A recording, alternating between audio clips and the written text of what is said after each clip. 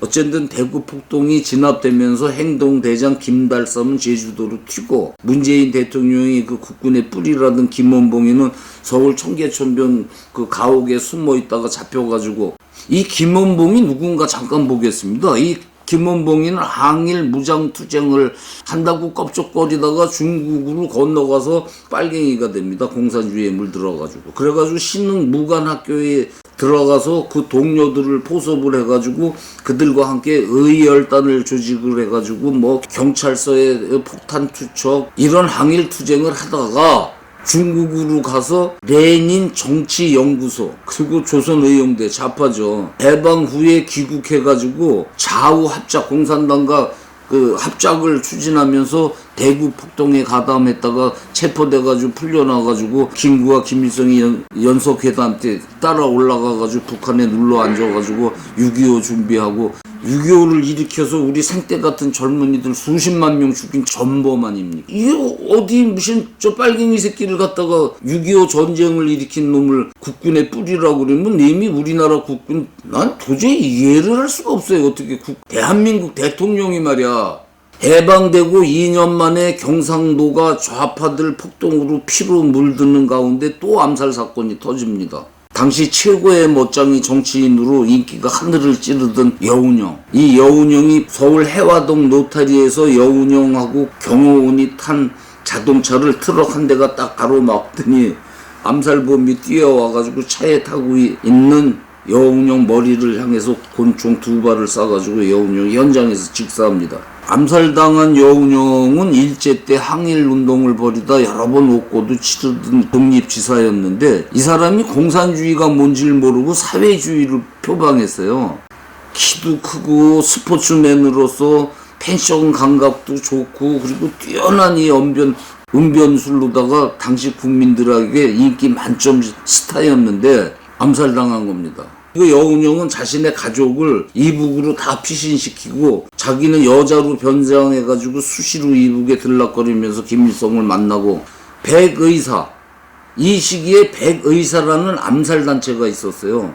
이북에서 탈출한 염동진이란 사람이 이북 청년들로 구성해서 만든 암살단인데 염동진은 독립군 활동을 하다가 일본군한테 잡혀가지고 고문을 받아가지고 눈을 잃은 맹인이에요. 장님인데 광복이 돼서 이북으로 귀국해가지고 거기서 소련군 앞잡이 노릇을 하는 이북 그 평남 지구당 요인을 암살하고 이남으로 내려와서 이 백의사라는 암살단을 조직해가지고 김일성을 이롭게 하는 사람들을 죽이기 시작합니다. 미군 첩보대 CIC 보고서에 백의사는 국익을 해치는 정치인 암살을 목적으로 4명씩 5개의 조가 특공대로 준비되어 있었다. 이렇게 되어 있습니다. 이 보고서로 김구를 암살한 안두희도 백의사 대원이었고 김일성이 등 그 이북 요인 암살 시도한 곳도 이 백의사가 개입했음이 드러났습니다. 이들의 정체는 여운형이 죽은 지 27년 뒤에 그 암살자 4명이 신문에 자신들 소행을 밝히면서 알려지게 된 거죠. 여운형은 최초의 국민장으로 장례가 치러지고 국민들은 정치권에서 벌어지는 암살극에 몸소리칩니다. 그 여운형은 우리나라 사람들 중 보기 드물게 훤칠한 키에 만능 스포츠맨이었습니다. 그때 잘 보지도 못했던 럭비, 축구, 야구 이런 서양 스포츠들을 들여와 젊은이들한테 가리키고 국민 스타였죠. 그런데 이 사람의 잘못된 점은 공산주의를 정확히 몰랐던 것 같아요. 그러니까 김일성하고 내통하고 그러다 죽은 거죠. 해방된 나라가 남북으로 갈렸죠. 그리고 이남 국민들은 친탁통치로 좌우로 쫙 갈라졌죠.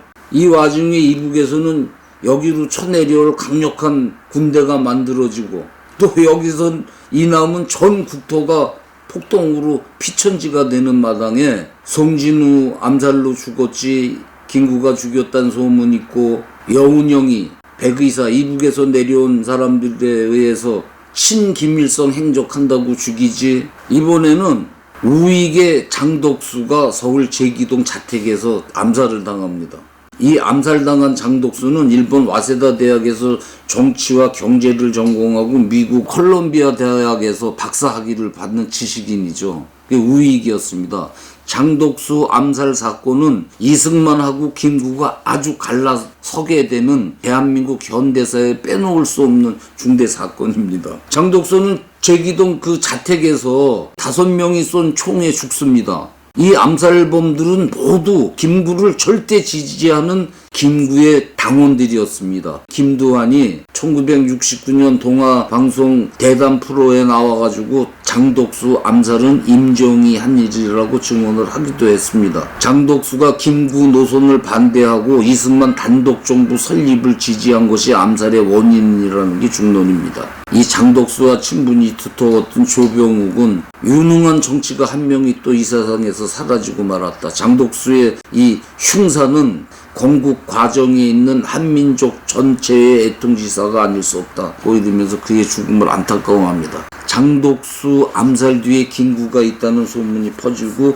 실제 미 군정은 그때 보고서를 보면 암살범 신일주는 열렬한 김구 추종자로 김구의 명령 없이 암살을 단행하지는 않았을 것이다 라고 적혀 있습니다. 그래가지고 미 군정은 김구를 출두시켜가지고 또다시 경고를 합니다. 동아일보 사장 송진우 죽은 뒤에도 김구가 있었다고 소문이 났고 이번에 장독수 암살에도 김구의 당원이 했기 때문에 당시 미 군정은 김구를 검은 표범으로 불렀다고 합니다. 이 검정 표범은 숨어 있다가 덮치는 맹수죠.